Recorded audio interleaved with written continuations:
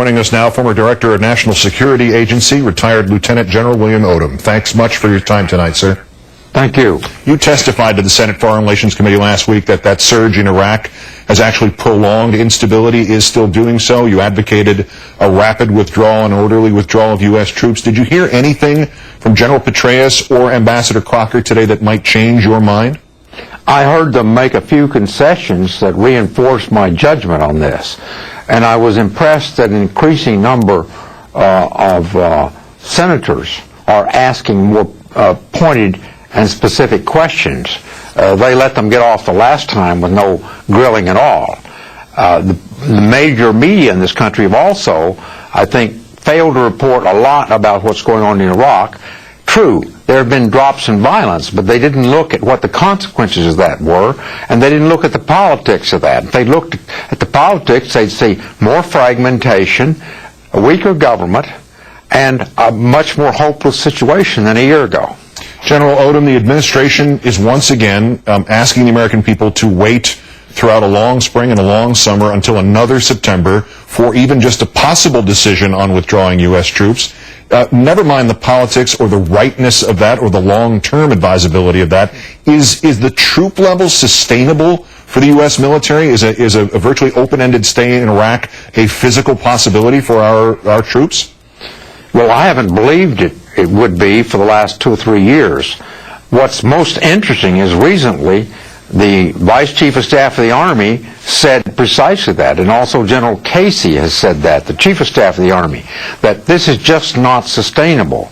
And we're really brutalizing our troops, calling it supporting the troops. We do have the option to not brutalize them, but we continue to do it. And the general you mentioned was, of course, encouraged to retire after expressing that opinion. Both General Petraeus and Ambassador Crocker today kept pointing only to instances, almost to events representing progress in Iraq. Since they're so involved in the day-to-day management of what's happening there, because they are representatives of this administration and this president, are they unwilling, do you think, or perhaps are they unable to step back and look at a bigger picture to assess whether the overall strategy of the Bush administration is actually working there? I suspect if they weren't there, they could. But given where they are, they've got to pipe that tune or quit. If you take the bigger picture, the first thing Americans should know is that the government that eventually rules Iraq is not in the green zone now. It's not the Maliki government. When we affiliate ourselves with a faction, it's already in trouble with the Iraqi people or some other faction. The one that rules this country is the one that can win a civil war among several warring sides, and that's not going to come soon. We don't have the troops to stay out there.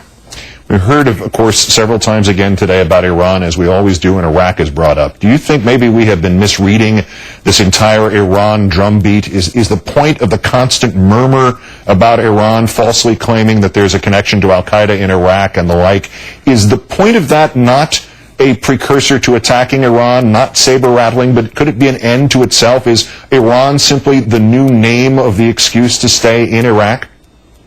It reminds me of when Nixon and Kissinger widened the war in Vietnam in 1970 and 71, caused it to last 20,000 casualties longer than it needed to. They were elected with a mandate to get out. They chose to widen it instead. This has great resemblance to that.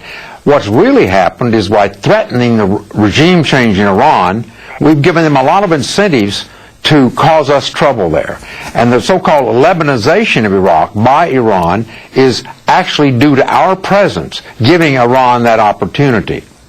If we wanted to recreate the Vietnam experience in the 21st century, it appears we have done so. The retired Lieutenant General William Odom joining us tonight from New Haven, Connecticut. General Odom, our great thanks. Good night. Thank you.